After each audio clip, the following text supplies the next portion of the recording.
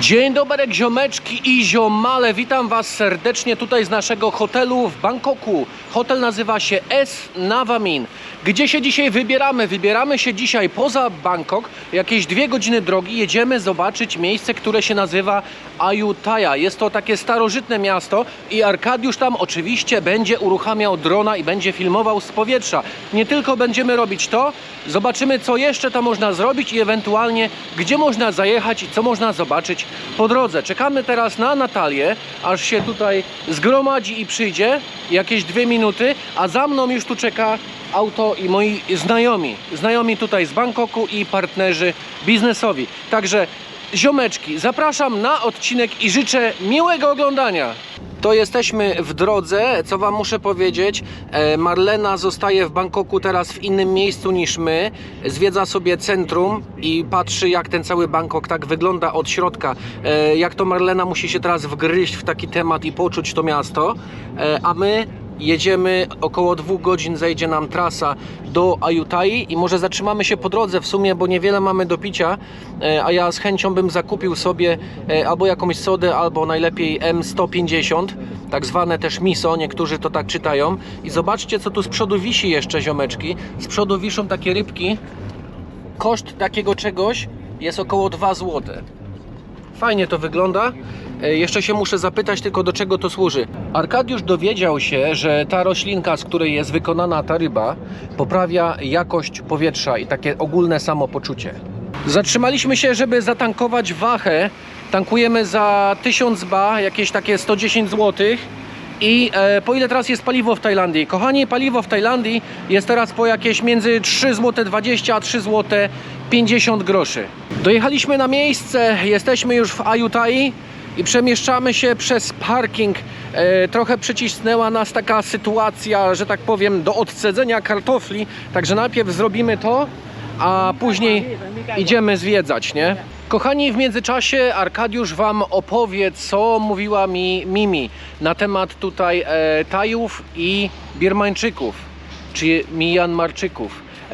Dawno temu obydwa narody nie lubiły się za bardzo i chodziło o to, że Birma przyjechała tutaj do Tajlandii, żeby zarypać im węgiel, bo mieli gdzieś tutaj dużo węgla w okolicy i wtedy palili wszystkie świątynie tak wokoło, można powiedzieć, dlatego one też tak wyglądają, czyli zniszczyli im bardzo dużo rzeczy, a teraz po tylu latach okazuje się, że większość Birmańczyków przyjeżdża tutaj do roboty. Muszę powiedzieć taką jedną rzecz, że wczoraj miała dać nam znać, żebyśmy zabrali ze sobą długie spodnie, bo jest tu tyle tych świątyń i nigdzie nie wpuszczają w żadnych krótkich spodenkach, czyli będziemy zmuszeni zakupić sobie albo wypożyczyć jakiegoś rodzaju szmatki, żeby się trochę tutaj zakryć, żeby zakryć chociaż nogi, bo raczej nas nie wpuszczą. Zobaczcie, tutaj laski stoją i wszystkie mają długie spodnie, a my musimy też mieć, zobaczcie jak my wyglądamy. Krótkie spodenki, trzeba jednak to wziąć.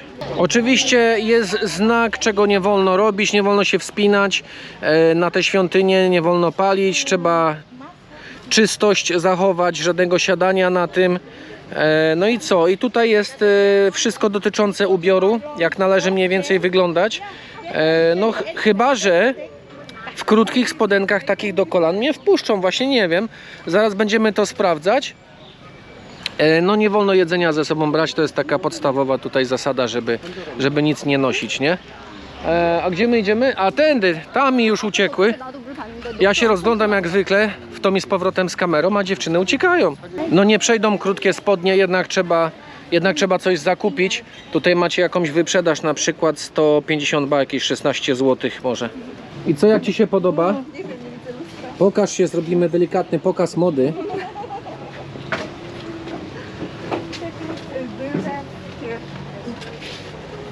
Co, podoba ci się? No, co mi tu się ma być do podobania? No, trzeba wejść do tych świątyń, nie? Spoko. Według mnie jest git. Tak? No i wyszło na to, sprawiedliwość jest taka, że ja jednak wejdę w tych krótkich spodenkach, ale Natalia się musi zakryć. To finalnie Natalia podjęła decyzję o wyborze tego tutaj koloru. Bo pasuje ładniej do tego. Pasuje? Powiedzmy. No były jeszcze jakieś inne, nie? Ale to najlepiej jakoś wychodziło i też tak myślę, że jest naprawdę spoko. Najtańszy był. Zobaczcie sobie na te kolory tutaj, jak to w ogóle sukienka wygląda. Ile kosztuje wejściówka do Ayutthaya tego kompleksu? Dla lokalnych dyszkę, a dla nas 50 baht. Można nawet sobie parasolkę wziąć, jeżeli ktoś nie lubi chodzić w pełnym słońcu, tylko potem trzeba ją oddać, wiadomo, nie? Wchodząc do środka, mijamy taki znak, który teoretycznie nie wiemy, co oznacza. Ja i tak spróbuję, na pewno dziś spróbuję. A tam są, dobra, tam jest grupa, tam jest peleton, trzeba włączyć pościg za nimi. Ale myślę, że jak latającego kolegę odpalę, to będzie gdzieś z tamtej strony, żeby nie był widoczny. Bo było tam niby napisane, żeby skontaktować się z jakimś biurem w parku, jeżeli chciałbym odpalić. No ale oczywiście tego nie zrobię, bo to jest Arkadiusz. Piczok ma tutaj parasolkę, bo nie lubi słońca za bardzo. A ja lubię. Witaminka D3 wchodzi elegancko. Fajne to jest tutaj wejście. Podoba mi się to. Taka alejka. Jestem ciekawy, jak duży w ogóle jest ten obiekt tutaj. No wydaje się, że jest dosyć spory kompleks, nie? No jakbym się skierował faktycznie gdzieś w tamtą stronę, to będzie można i sobie polatać, byle gdzieś by tylko żadnej ochrony nie było. Ja postaram się polecieć gdzieś w miarę wyżej, żeby też nie było go słychać i wtedy sfilmować. Ale cegieł poszło na budowę tego wszystkiego. Tu jest taka chyba jedna z tych starszych, gdzieś widzę, bo to już jest inny rodzaj. Tu są zwykłe takie czerwone cegły. No ale ten tutaj to już jest co innego chyba. Naprawdę ci ludzie musieli się napracować dosyć sporo przy tym. Arkadiusz kiedyś pamięta, jak był jeszcze młody. Teraz też jestem młody, ale kiedyś jak miałem takie 18 lat i pracowałem z takim jednym ziomkiem, dorabialiśmy sobie na weekendy, skubaliśmy cegły z takiego betonu, rozbieraliśmy starą hutę i skubaliśmy to tutaj. Także była to ciężka praca i mieliśmy płatne za paletę wtedy, pamiętam, nie wiem ile to było dokładnie, ale to jakieś grosze było, ale zawsze wystarczało, żeby sobie gdzieś wyjść i się zabawić na weekend, nie?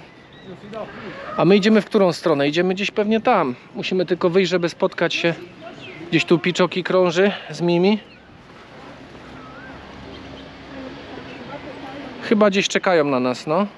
Arkadiusz poszukiwał takiego zakątka cichego, gdzie będzie mógł odpalić drona i pokazać wam coś z powietrza. Mimi powiedziała, tylko nie zapomnij, pamiętaj, że jak ktoś przyjdzie i będzie cię opierdzielał za to wszystko, że tu latasz, bo nie wolno, to masz im powiedzieć, no sorry, no nie wiedziałem. Ale oczywiście tak samo bym powiedział, nie? Już znam się trochę na tym, mam doświadczenie. Dobra, to rzucamy w górę i filmujemy z powietrza, bo niewielu ludzi to robi. Bo nie można, bo się boją.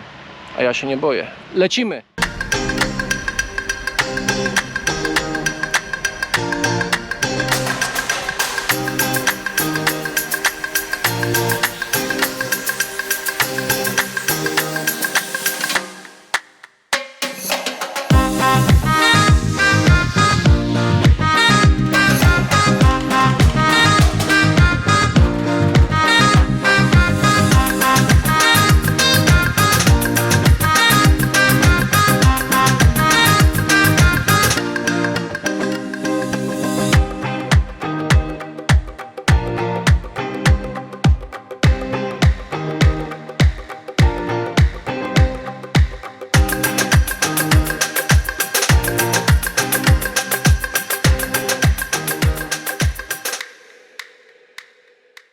Mam nadzieję, ziomeczki, że wam się wideo z powietrza podobało.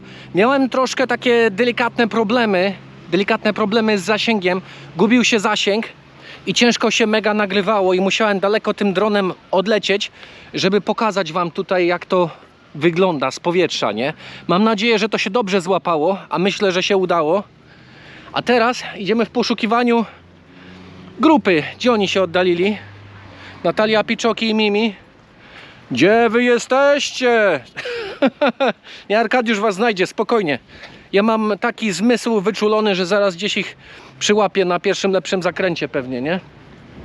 A znając życie, może nawet dziś na kawie. Wytłumaczę wam, o co chodzi tutaj z tym drzewkiem. I chodzi o to, że ludzie robią sobie zdjęcia, ale nie można na tym zdjęciu po prostu stać, nie? Trzeba sobie usiąść, wszyscy sobie siadają. Gościu przed chwilą na stojąco robił fotkę i go tutaj ochroniarz zawołał i mówi, że nie, tak nie można, musisz to zdjęcie usunąć, tak nie może być, musisz usiąść i wtedy zrobić fotę. Wybieramy się do następnego miejsca, a tych miejsc jest tak dużo w okolicy. Mimi mówi mi, że jest tego tak dużo, że moglibyśmy zwiedzać praktycznie tydzień to miasto. Ha! Tydzień czasu, czaicie? Natalia mówi, że ma pomysł na biznes, że też się ładnie ubierze w jakąś suknię i będzie brać ile? 50 bat. 50 ba będziesz brać za zdjęcie, tak? Tak, bo tu każdy kasuje za zdjęcie. Jak chcesz sobie zrobić zdjęcie jedzenia? 10 bat. To ja też się ładnie ubiorę. Musiałem wam to pokazać, zobaczcie. Ktoś sobie na słoniu jedzie, normalnie przez rondo, nie? No tego jeszcze nie grali tutaj. Przechodzę, patrzę, a tu parking jest dla słoni. Zaparkowanych jest ich całe mnóstwo. 2, 4, 6, 8, 10, no ponad 20, tak z tego widzę na pierwszy rzut oka. Ciekawe, ile taka przejażdżka kosztuje. Można sobie wziąć taką taksóweczkę i pojechać taką słonią taksówką. Za słone pieniądze pewnie. Słonie pieniądze. Można pojechać sobie na świątynię, pozwiedzać. A my idziemy, ja muszę wziąć koniecznie naleśnika z bananami. Tu widzę, że już się ekipa pokusiła o lody. Nie wiem, jakiego rodzaju to są lody, czy to są kokosowe, czy jakieś inne. What is the flavor? Vanilla. Vanilla. Waniliowe lody tutaj ma. Coconut. Ma kokosowe, czekoladowe i jeszcze parę innych do wyboru, nie? Dobre? You want? Good? Ja nawet nie będę próbował siadać na takiego słonia, bo wiadomo, z czym to się wiąże. Z zmęczeniem tych słoni tutaj, bo one pewnie mnóstwo kursów dziennie robią, a jak jakieś dwa grubasy siądą, wystarczy, że Arkadiusz grubas by usiadł na tym i słoń by się załamał pode mną pewnie. Słoń na słonia by wsiadł. One roti banana, please. For me, banana. Biorę zwykłego takiego, oryginalnego z bananami. A po ile one są? How much they cost? แผ่นเท่าไหร่คะ50 50 50, czyli powyżej 5 zł. No mi to osobiście się tutaj nie podoba, że te słonie sobie stoją tak w rzędzie, bo to są takie klatki jakby z przodu, nie? I są przypięte. Gościu jakiś tam je kontroluje i one sobie tu jedzą, karmienie mają. Tu są rzeczy, które można kupić do karmienia słoni. Jakieś ogórki jedzą, banany, ananasy, kukurydzę, cukinie. Można sobie je tu pokarmić. No ja nie jestem za tym, bo one powinny być tak luzem. Kiedyś byłem w innym miejscu, to lepiej to wyglądało niż tutaj. One tutaj się tak tłuką obok siebie. No bez sensu to jest, nie?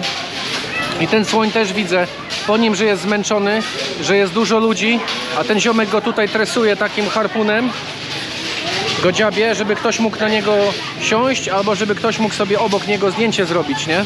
Ty masz, kochanie, swojego słonia tutaj za kamerą, nie? Tak, taki wystarczy. A twój słoń też je banany, nie? Tylko w postaci bananów i naleśnika. Dokładnie. A dużo jem? Tylko jak widzisz naleśniki, od razu się zatrzymujesz i wszystkie wyzjesz. Pojawiliśmy się w miejscu, jest to Wat Ta Karong Floating Market, czyli pływający rynek. I zabieramy was z nami oczywiście do środka. Co tutaj jest? Nie wiem, o co tu z tym chodzi, z tymi wszystkimi napojami. To jest chyba kupowane i stawiane, to jest dla Buddy, nie? Dali mi Takie podarunki. Co mnie zaciekawiło, to zaciekawiło mnie coś w jednym miejscu, że tutaj wrony są tak jakby patronami tego miejsca, podwieszane chustami. Nie wiem, czy to spowoduje, że one są jakieś atrakcyjne, może jakieś te wrony są takimi artystami. A ta się tak patrzy, ma takie spojrzenie ciekawe, nie? Ale tego jest tych figurek tutaj wszystkich. Patrz, jak dbają po Buddę w tym kraju. Co nie? Budda taki gruby siedzi, nie? I ma co jeść, ludzie No. mają hajsy. Wszystko dają. เดินทางจากพุทโธโชคดีมีชัย To są dopiero stare maszyny, zobaczcie na te rowery. ทำบุญนะโยมนะทำบุญแล้วก็ขอให้ Ile tu ich jest? ถ้าอยาก Ciekawe, z jakich lat te rowery pochodzą. เชิญนะโยมนะทำบุญ No ja myślę, że mają z 50 lat jak nic. Albo więcej. Jakieś takie lokalne losowanie totolotka chyba jest tutaj. Co tu się dzieje? Mówi w tłumaczeniu wolnym, przyszedł jakiś obcokrajowiec i myśli, że tutaj też weźmie udział w tym losowaniu. A wy się wpisujcie, jemu na pewno nie damy wygrać. Ale gościu wygląda na bogato. $1 000 000 ma na sobie chyba. Aj. Dotarliśmy w końcu do punktu przeznaczenia, czyli do pływającego rynku. Tutaj baba sobie coś smaży na tym. Naleśniki pewnie te same co wszędzie. I rynek chyba zaczyna się tutaj i idzie w tą stronę. Czyli co, to tak wygląda, że to jest jakaś taka kładka, do której z każdych stron podpływają łódeczki z różnymi produktami i wtedy można sobie zajrzeć na taką łódeczkę i można sobie coś kupić, nie? Nasza grupa jest głodna. Ty też zgłodniałaś? Nie, ja dopiero co jadłam. A tu naleśnika jadłaś. Może byśmy jakieś warzywa zjedli z ryżem albo coś. No jak już tu jesteśmy, to może i by trzeba coś zjeść. Kokosa byś chciała? Tak. No pewnie, to jest kokosowa dziewczyna. To szukamy kokosa i już mamy kokosa od ręki. Natalia mi mówi, że po lewej stronie tutaj są jakieś łodzie takie bardziej na wypasie, bo tutaj te kobiety co sprzedają to małe są, a mówi, że wyczaiła większe. A ja mówię, to idę i sfilmuję to, nie? Ale mówi, nie, ja ci muszę to pokazać, bo ja to odkryłam. Jaka zadowolona z siebie jeszcze. Pani przewodnik, zostawiliśmy Tajów za nami, naszych, oni tam sobie coś usiedli zjeść, a my jeszcze na chwilę tutaj skoczymy, żeby to pokazać. No i proszę, chwal się, prowadź. A że to jest, tak? Czyli faktycznie łódki są dłuższe, a to jest taka większa restauracja. Tak to wygląda bardziej. I tu jest następna, ale wszędzie sprzedają jedzenie. Na każdej z nich. Produkty były wcześniej tamte, co przechodziliśmy przez te namioty, można powiedzieć. I ci mnisi tam wszystko reklamowali. A tutaj wszystko jest jedzenie, część restauracyjna, no. A to tak naprawdę to co? A, można jeszcze zażyć masażu na łodzi. To też odkrycie Natalii, żeby nie było. Zajdziemy sobie tutaj i zobaczcie, można zażyć masażu na łodzi. Ile to kosztuje? Kosztuje to 200 ba, ale nie wiem za jaki czas. A więc słuchajcie, nasz przewodnik Natalia dowiedziała się, że kosztuje to 200 ba, ale za pełną godzinę. Co mnie bardzo zdziwiło, bo 200 ba za godzinę to jest tanio, gdzie my płaciliśmy 300, 500 i nawet są wyższe ceny. Także 200 za godzinkę, jak ktoś tu jest, może sobie taki masaż zapodać, nie? A tu patrzcie, tu jest taka jakaś gra, zabawa z tym hajsem. Nie wiem, co jest napisane na tych tutaj miseczkach, ale bierzemy sobie jakieś drobne i rzucamy. Ziomeczki, przed chwilą zażyłem sobie takiego olejku, który tutaj wcieramy sobie w skronie i powąchałem trochę i kurde, tak mocny ten jest olejek, wziąłem go od Mimi, że aż mi całe oczy teraz łzawią, masakra.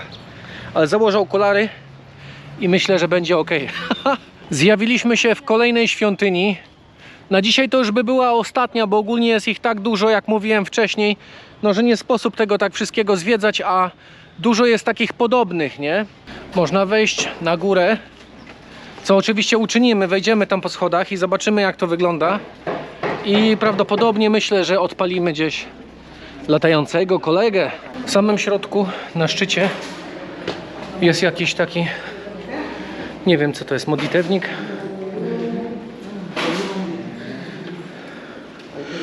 A nie, szyb taki jest, do którego się hajs wrzuca na dół. Na szczęście.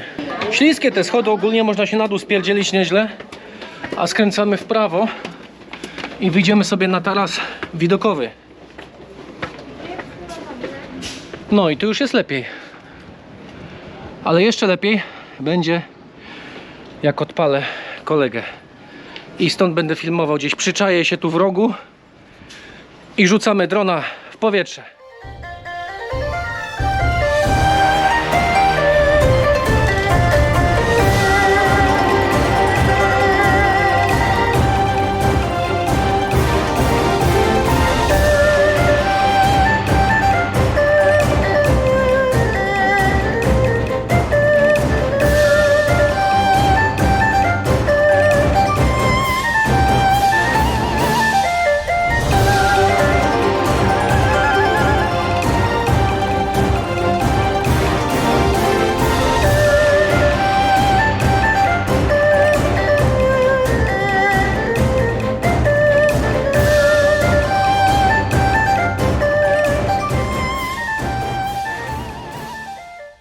Zdjęcia z drona zrobione. Nie mogłem zrobić za wiele z tego względu, że tu wszędzie pełno ptaków się kręciło. Do tego samoloty dosyć nisko latają. A ja tutaj na 300 metrach sobie gdzieniegdzie wisiałem tym dronem. Tu już widzę, idzie grupka jakichś tam żołnierzy. To zaraz by mi tego drona pewnie skasowali. Także w dobrym momencie skończyłem to filmowanie. Tu czeka na mnie załoga, spadamy stąd. W drodze powrotnej do Bangkoku zajechaliśmy sobie do lokalnego zajazdu. Mieszka Mimi w tej miejscowości i poleciła nam, że koniecznie musimy tu zjeść, a więc zajechaliśmy. Restauracja znajduje się w sumie przy rzece i jest to rzeka Chao Phraya, która również płynie przez Bangkok. I tak to tutaj wygląda. Siądziemy sobie i zamówimy coś dobrego. Patrzcie, jakiego tu pieseła mają fajnego. Zobaczcie. Ale mu ciepło, co? Ciepło ci? Ciepło? Tak? Wjechała jakaś zupa. Mimi zamówiła pierwszą. Jest to zupa z kurczakiem na ostro, takie kary. I do tego mamy ryż. Jeszcze kilka innych potraw też wleci. Przyjechało więcej rzeczy. To jest ta zupa, którą zamówiłem. Jest to zupa kokosowa z kurczakiem. Warzywa dla Natalii. A dla mnie tu jest jeszcze jakiś jarmuż. Też zamówiłem to. To zabieramy się za jedzenie. Fajnie to wygląda, bo jeszcze jest gorące. Tutaj widać, że płomień się pali. Wjechały jeszcze takie szaszłyki. To jest świnina. I do tego jest taki sos orzechowy. Czyli taki satej. Maczamy sobie w tym i wcinamy. Ziomeczki, jesteśmy już właśnie pod hotelem. Dotarliśmy do Bangkoku z powrotem. I na dzisiaj to by było tyle. Mam nadzieję, że się odcineczek spodobał. Następne odcinki już będą z Wietnamu. Także zapraszamy na dalszą przygodę, na dalsze części, dalsze perypetie i widzimy się w Wietnamie.